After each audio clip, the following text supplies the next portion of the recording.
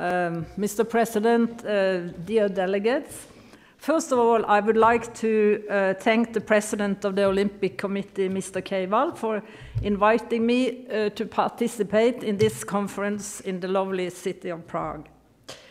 After I received,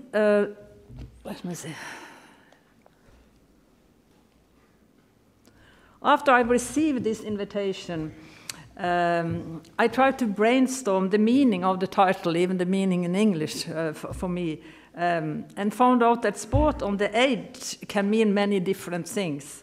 But seen in relation to the subtitle, Pressure for Performance, one can interpret it as that elite sport itself is on the edge of either falling down negatively due to such factors as loss of athletes who drop out from sport, when the negatives of the sport environment outweigh the positives of participating.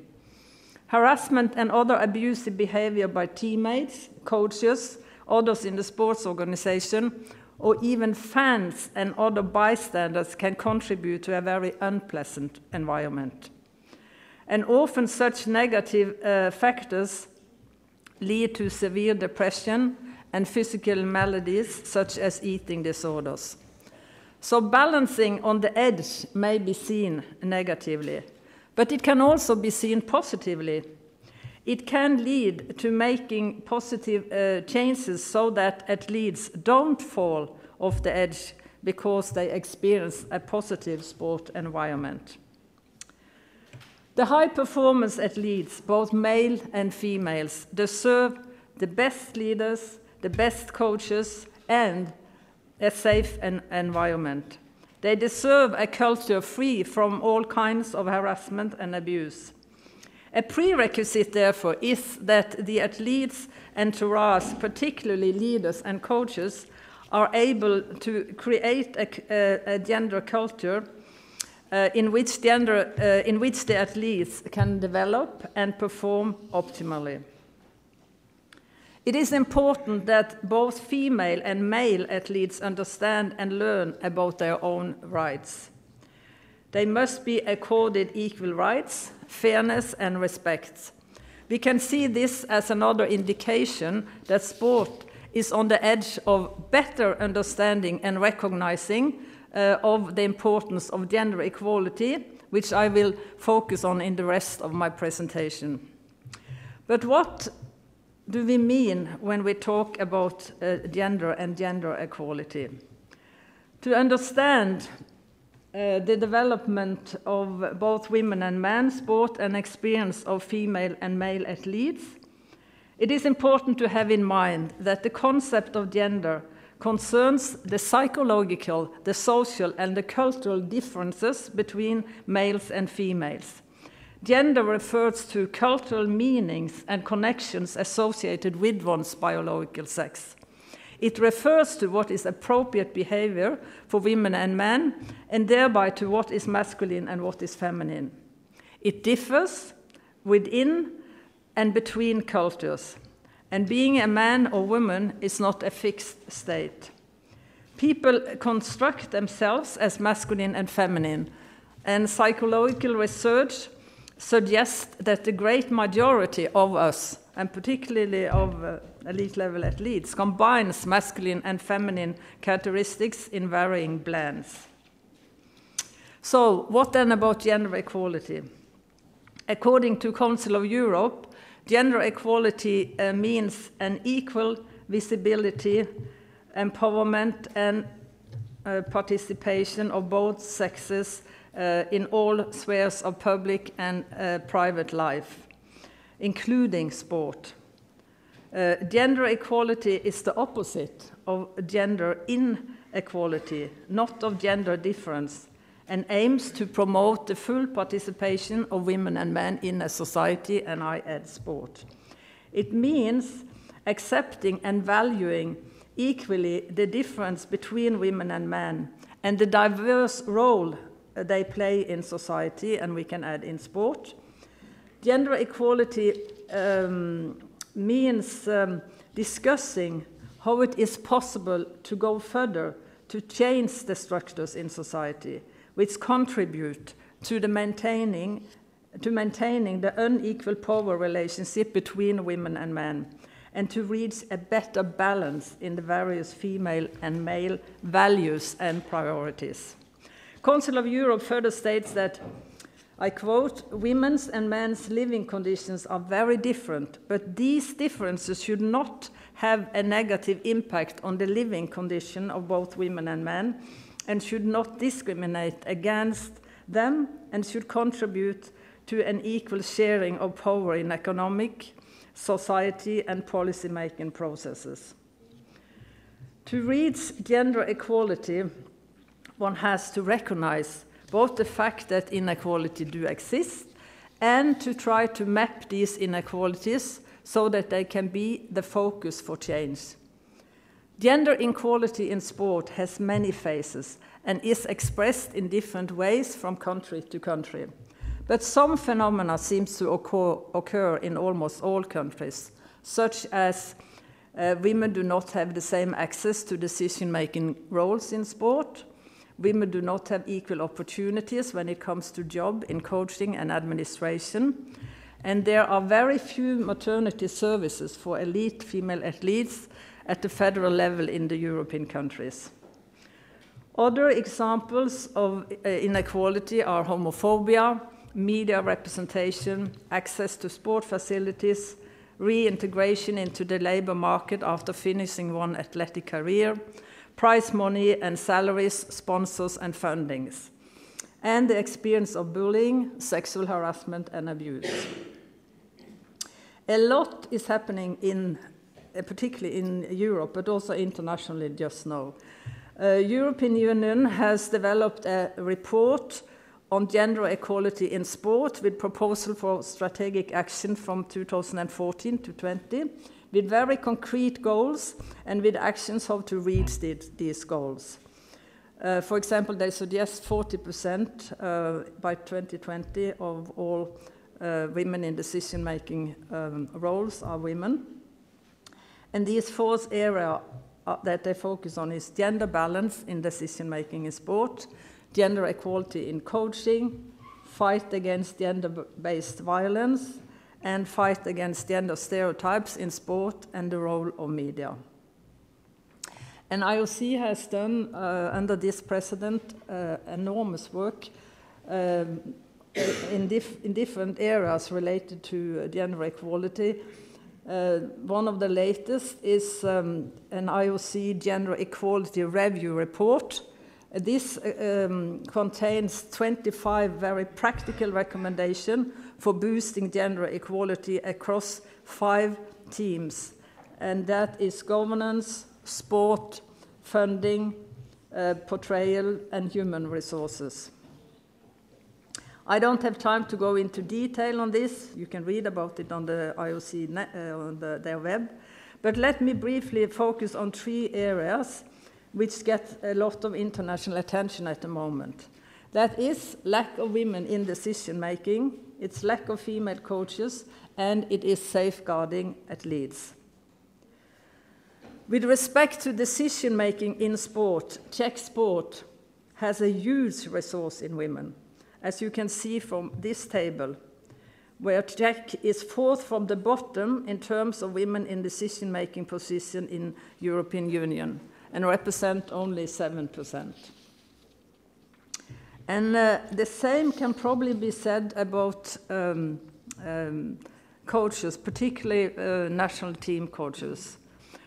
Almost all elite-level athletes in Czech Republic seem to be coached by men. And surprisingly, I have not been able, and I have a good source, which is Nadia Knare, to get the exact number here, because the statistics don't seem to exist, which is really surprising. There are many reasons to increase the number of female coaches, for example, with respect to human rights and diversity and recruiting the best. But in relation to the team we are discussing today, there is also all reason to believe that there will be fewer elite-level athletes at the edge with more women in the elite-level entourage, in decision-making and in coaching roles. With respect to the fight against gender-based violence, Czech Republic is internationally known for the work that your Women and Sport Committee, today the Committee of Equal Opportunities, has carried out.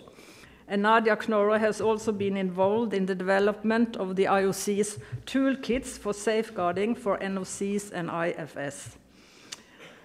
Czech Olympic Committee has also established a harassment and abuse policy. An ombudsman is in place and developed a booklet about preventing sexual harassment in sport that has been sent to every sport club and school. The interesting and important thing is, however, if the knowledge that you have submitted down in the organization have been read and put into practice.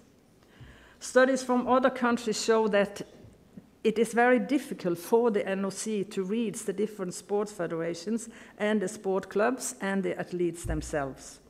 Even if there is a system in place for reporting harassment and abuse, many athletes, for different reasons, are too afraid of reappraisals if they report their bad experiences. And you should really be proud in this country of these athletes that have come forward with their experiences. This happened in sport in all countries, and it happens, of course, also in Czech Republic, as you have also now experienced lately. I was asked to suggest some recommendations at the end here, what can be done in the years to come. I will mention two strategies that I think is important, and that is research and education. It is important to take political decisions, either it's in sport or outside sport, based on knowledge, based on facts. This study was done 15 years ago and has often been referred to internationally in the past. But you don't know what the picture of the realities are today, and if there have been changes and what kind of changes. You need to map how the world looks like before you take actions. And statistics are very important. You could start with getting an overview of the number of female and male coaches, for example. Other research question could be, what can you do to increase the number of women in decision-making and in coaching? And what about safeguarding? Are your guidelines known at every organizational level, and are they implemented into practice? And with respect to education, I'm not sure if gender equality and safeguarding are themes in the education of coaches, which I think should be mandatory.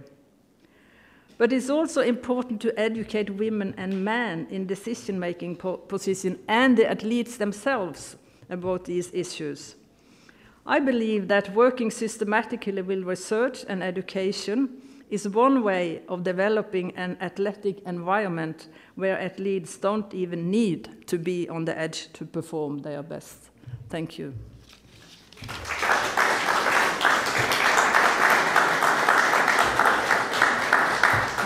Thank you, Professor. Please stay with us for a short discussion. Dámy a pánové, teď máte příležitost zeptat se na to, co vás zajímá k tomuto tématu. Máte slovo. Možná první otázku tedy položím já. I'll probably do that in English, so it's okay. Easier. Okay. Professor, you mentioned that the Czech Republic is fourth from the bottom in the amount of women in decision-making positions. Could you give us some of the best practices from other countries where the number is much higher? Give us some tips what we could do.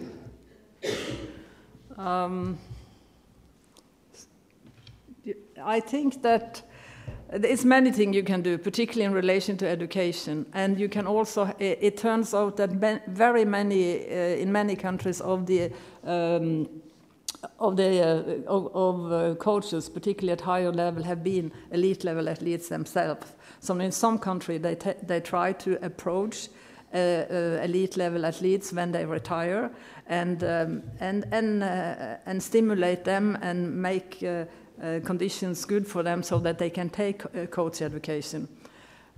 Another thing that is often discussed, and there are many different opinions about this. It's some kind of rules or quota regulations for representation.